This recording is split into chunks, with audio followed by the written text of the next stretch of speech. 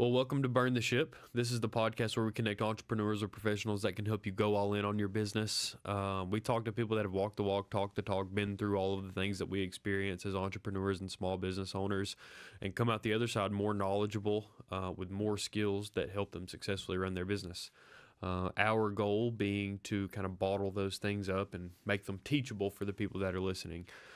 Thank you for coming. Anybody that dedicates the time to both the audience and myself, it means a lot. So I appreciate that very much. But why don't you go ahead and introduce yourself? Tell us a little bit about your business, my friend. Yeah, thanks, Bailey. Appreciate it. So, Jordan Tritt, based in Atlanta, Georgia. My background is started my career in early stage companies for about a decade as a controller, director of finance, eventually a co-founder of a ERP software company. Learned a lot about operating businesses, learned a lot about what not to do. And then in 2017, took a career pivot and began investing in the emerging cannabis industry. So focused on mostly what we call the picks and shovels of the industry. So a lot of ancillary companies, software, technology, equipment, real estate, packaging, services within the industry, extraction, different things like that. So what I would say is like we're investing in a lot of the infrastructure and the kind of highways and things that the cannabis industry and more so more broadly the alternative medicine industry need in order to be successful. They're all emerging industries.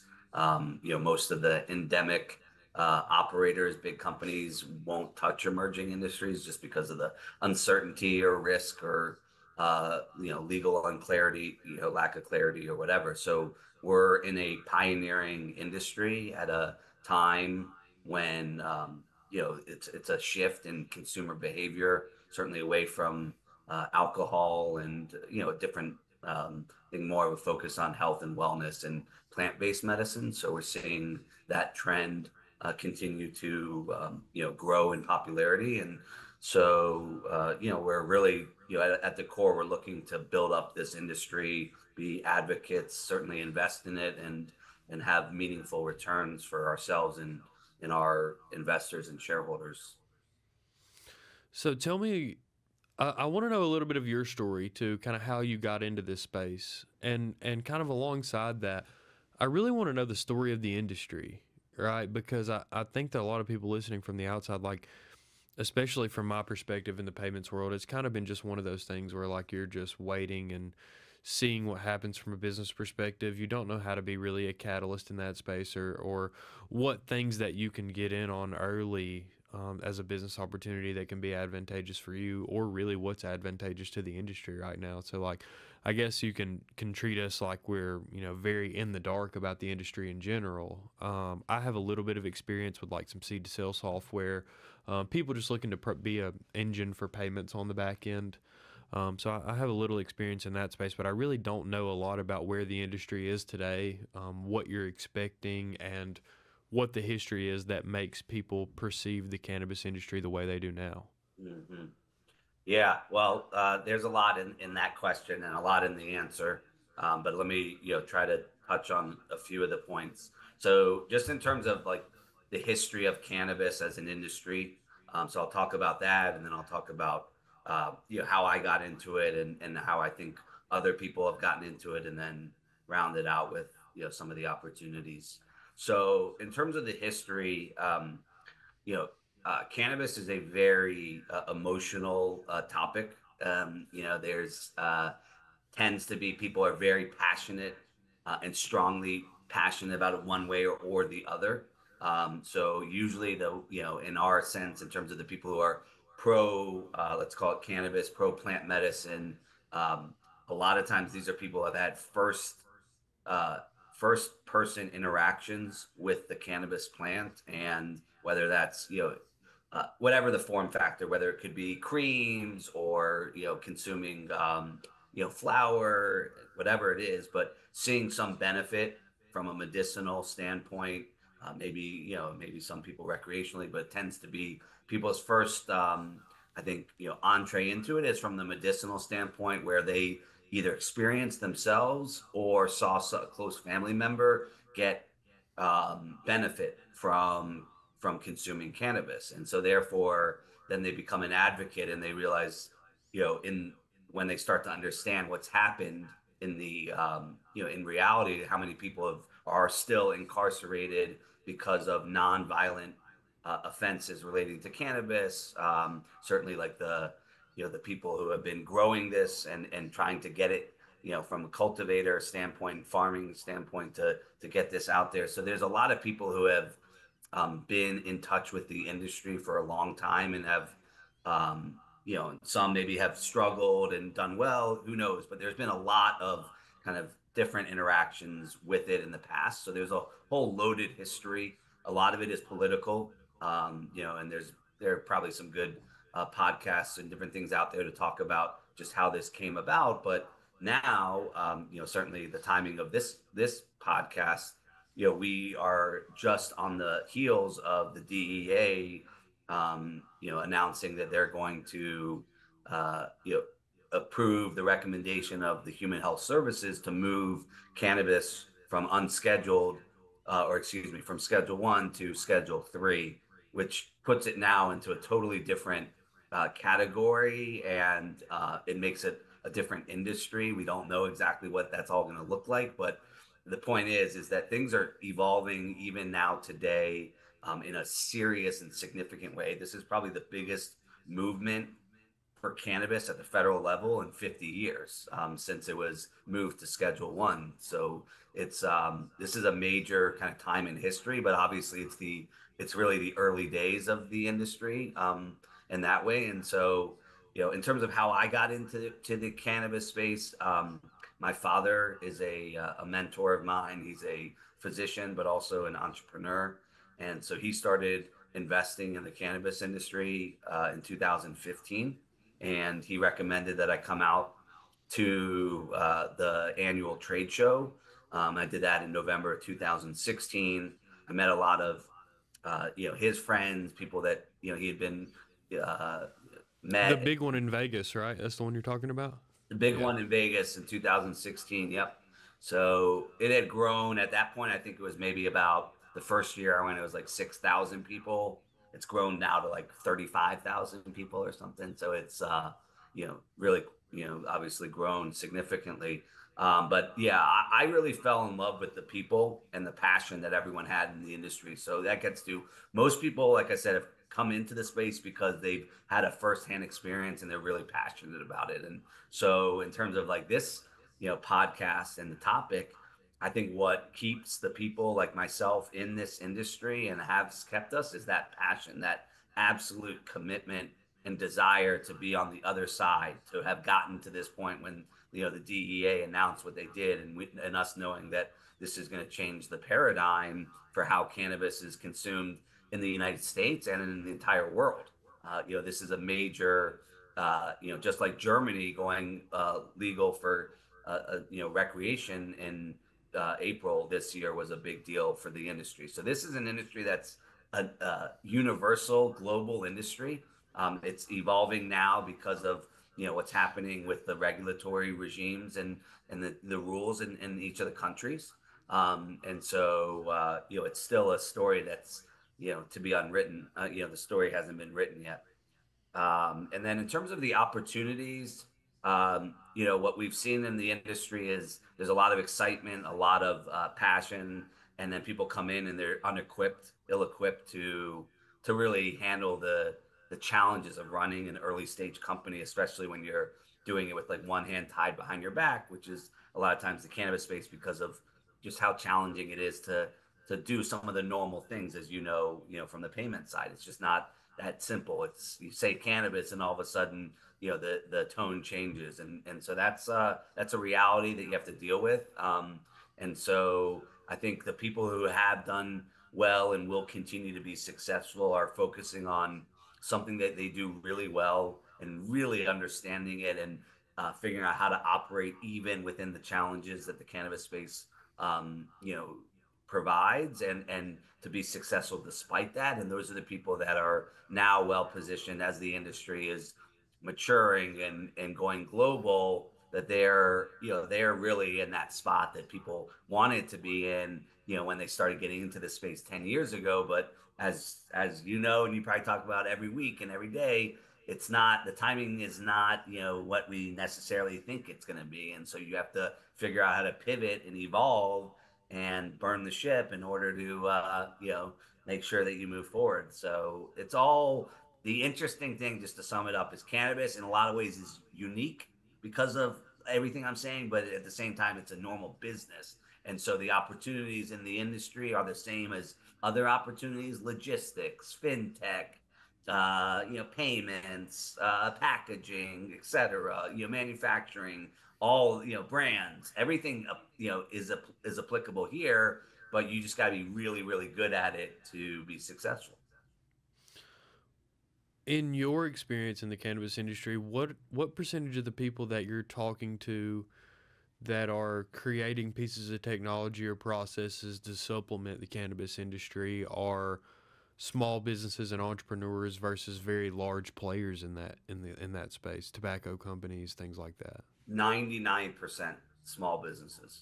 Really, why is that? I mean, I guess the bigger guys, I would imagine, know that they can kind of step into that market whenever they want within the floodgates open, so that Yep. there's no reason for them to invest Buy while the versus risk is so build. high. Exactly. There's no reason for them to, try to figure this out. Like people like me are willing to figure it out and fight every single day to make this a reality. And then once it is, then we'll be rewarded handsomely for it. That's certainly the plan, right? Our job is to make sure that we're not creating something that can just be, gobbled up by someone and eliminated in one fell swoop. And that's like any business. You got to figure out how do you create the protections around what are doing in order to make it where someone can't duplicate it. So what I know we talked a little bit about opportunities, but what are people doing well right now? Like as open as the doors are right now, what are some of the biggest pain points that still exist in the cannabis industry? Yeah. So, I mean, the pain point still in terms of like, is really is, let's say it's capital and talent are the two pain points. So there's not enough money for the businesses that are doing well and qualified and have, realistically earned the right to receive investment capital. And there's not enough human capital that understands business and the uniqueness of the cannabis industry and everything that is evolving. So you have to be building this ship, or building the plane while you're flying it. And that's a rare combination, to have all those things: the human capital, the financial capital, the time, the discipline, the wherewithal to pivot and evolve and pick a lane and etc. So it's really like, the people who are doing well are the ones that have the capital and have the right people doing it. And you see it, their organizations are growing in terms of number of people, in terms of revenue. They're just kind of executing to the plan. And there's, I would say, you could probably look at 50, 60, 70 different types of businesses in the cannabis industry. Not just products, but like you have manufacturers. So you have 5 different license types, but then beyond that, you have all the different supporting services, and each of those are like a vertical in and of itself. And so, of those verticals, you have, let's say, on average, you've got, let's say, 10 to 10% maybe that are doing well and profitable and, hitting it, hitting the numbers, and then the rest are not. And so you Right. have the vast majority of operators that are struggling, not growing. And so that, but that ends up to us is, that's ripe for consolidation, because it's just not, the industry cannot support that many different operators that are providing the same services and products. It doesn't warrant it. It's not a big enough market. What's your addressable market? You can't have everyone going after the same thing. It's too noisy. And so where people are doing well are the ones that are getting economies of scale, realize, saying, okay, we can produce this for the lowest cost of anyone from a manufacturing or extraction standpoint. And then they stand out to be the low cost provider that then can own the category. And so I think a lot of it is really still up for grabs. You have people who are off to a good start based on all the things I'm talking about, but the next phase, the next 36 months to become big enough to where, they'll get acquired versus just get eaten up when the bigger companies come in, you need to get to scale quickly. And so that's, Sure. to us, it's a race against time. Yeah, no, that makes a lot of sense, and a lot of that's just having enough data to perfect your processes, right? Being Yes. large enough, more capital entering the space. Like time heals a lot of those wounds, Yes. and then the real race starts. You know what I mean? Once the opportunity is realized by all the big players, it's definitely going to be whoever has their ducks in a row the best to lend them towards success. Yeah. Uh, Yep. Tell me this: what's kind of been your superpower through all of this? Like, what is it about what you've done with your business that's given you this eye to be able to decide what investment is uh, beneficial to you in the long run and what is potentially not? Yeah. Open-mindedness. Yeah, I've never like gone into this thinking that I knew what this was going to look like. So, uh, you know, just coming from an entrepreneurial background and knowing that, we're creating this and the entire industry is being created, that I never like rested my laurels on, okay, this is the direction we're going because come hell or high water, we're going to get there. Like, so it's more of a, nimble approach to the evolution of the industry. Never stopping. Like, a lot of people, it got hard and they, said, oh, there's no money to be made in cannabis. And so they just went back to their old jobs, and so not giving up is certainly a thing. And then just like networking, being absolutely maniacal about talking to everyone, absorbing all the information to be able to create informed hypotheses that I continue to bat around and get feedback on and refine, and that opens up new positions for us. So you got to be. It's all about the timing. There are things we're talking about now that we were thinking about 3, 4 years ago, and just we couldn't do it. Had we done it, we would have lost our what you know what. Mm-hmm. No, yeah, for sure. And I guess that's kind of the risk of the industry, right? Because I guess now you can probably give a better estimate of how long it's going to be before the floodgates are open. But 4 years ago, it was a lot more difficult to do those things, Hundred right? percent. But Yep. that makes sense. And we knew people that were investing in the space then, still 3 4 years ago, with no doubt that are still operating today, that are finding ways to stay afloat until they're able to scale and grow to the size that their company deserves to be. So it's not the easiest space in the world. I have a how do people get a hold of you, right? If they have some sort of product investment opportunity, they have questions about the cannabis space and are looking for some sort of consultation. How would people get in touch with you? How can they pick your brain? Yeah. So, I mean, I'm on LinkedIn, so I think everyone's pretty much able to send me a message on LinkedIn and introduce themselves. I'm always interested to do intro calls and things. I'm definitely want to know what people are doing and what's unique about their offering. So I try to get a little more information on the front end just to Sure. be respectful of everyone's time, because I do see a lot of opportunities, and many of them are just are not compelling enough. And so it's really a matter of something rising to the top for us of really interesting or fitting a nice hole that we have and where we see it. So but I'm also in general, myself and our team are really willing to give feedback. And if you just want to kind of know where you stand and have us give some insights and some suggestions, and then come back to us in a few months when things have evolved. We've had a number of people do that, and they've done what we've suggested they do, and they've gotten to a much better position, and they've been really appreciative, and it means the world to us to be able to get them to a point where, like, they're in a stronger position. So we're all about advancing the space. But yeah, LinkedIn or email me, Jordan at the panthergroup.co.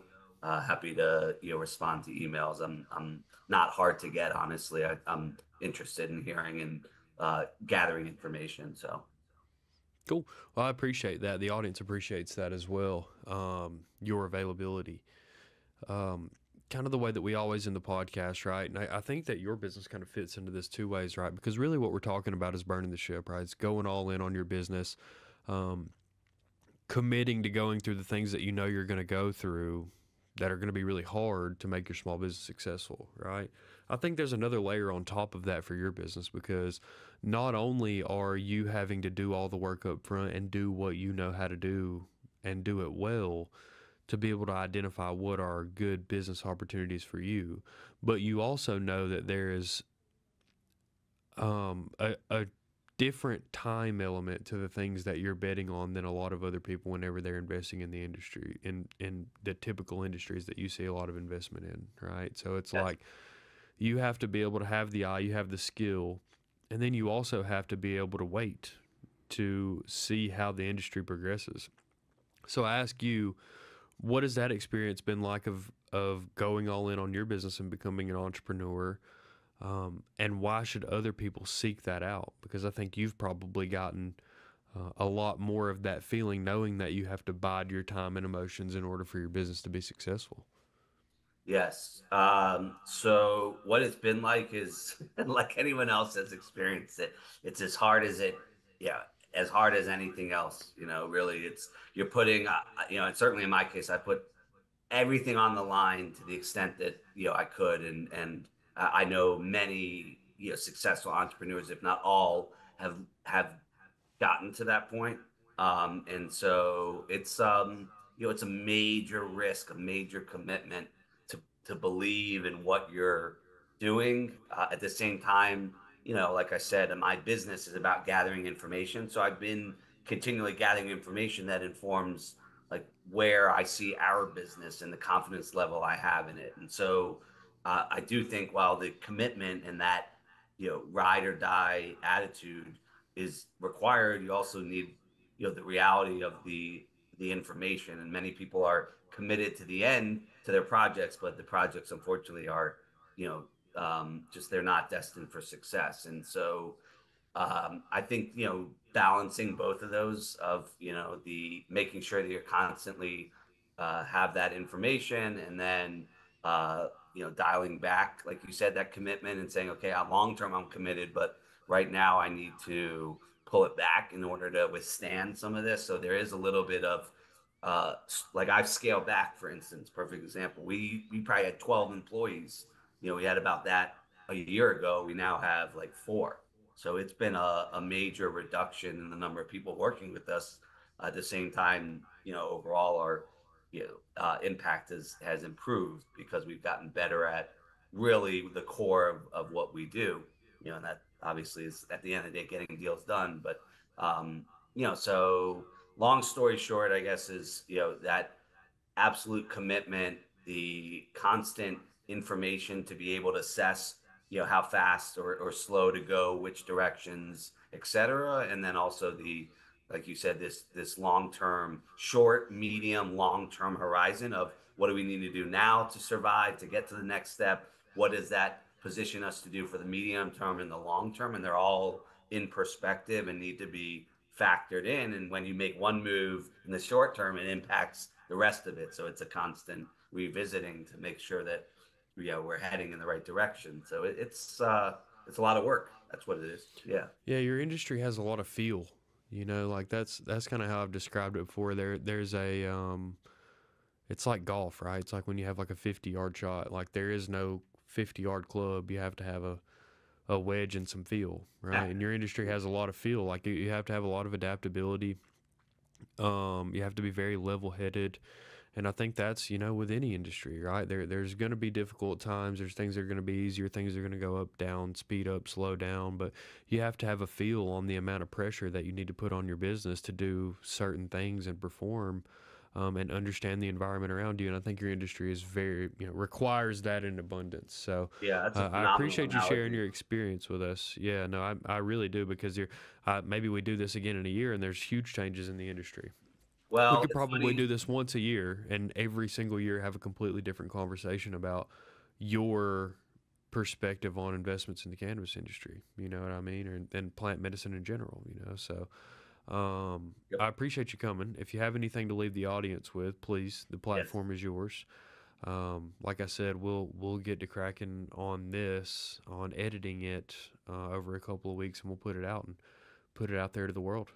Yeah, awesome. Yeah, the only thing I'd say, just to add to your last point about the, checking in on this industry once a year, is with that in mind, we started an event that we're putting on, the first of its kind, called the National Cannabis Investment Summit, and we're doing it in Washington D.C., nation's capital, alongside NCIA Lobby Days, which is a lobbying organization for the cannabis industry. And so that's going to be our once a year bellwether event to talk about the topics that are influencing the cannabis industry, psychedelics, plant-based medicine, all that. And so, spot on. You're really, you're definitely attuned to all the different, kind of, yeah, different nuances of different industries, and your analogy is really spot on. Cool. Well, I appreciate it, my friend. Like I said, the time means a lot to us. If there's anything else that you want to share in the description, resources that people should go to, events, please feel free to send them to me. We'll attach them to the YouTube video, but we'll put it out. We'll put it out there in the next couple of weeks. And I look forward to keeping our relationship going. Me Like I too. said, we've been in some conversations in the fintech space, in the cannabis industry. There's some restrictions there. There's some huge opportunities there. Um, so like I said, I know a little bit about it. You'll forget more than I'll ever know, trust me. But the exciting thing is that you're in an industry where there's a bunch of updates. There's plenty to learn and there's plenty to watch out for. So I'm glad we got to be a small portion of the mouthpiece Yeah, for that. So yeah. No, thank you. I appreciate your time. It does mean a lot. yeah, absolutely. You too, man. Really great to meet you, Bailey, and look forward to keeping in touch. Yeah, absolutely. All right, burn the ship. See you guys.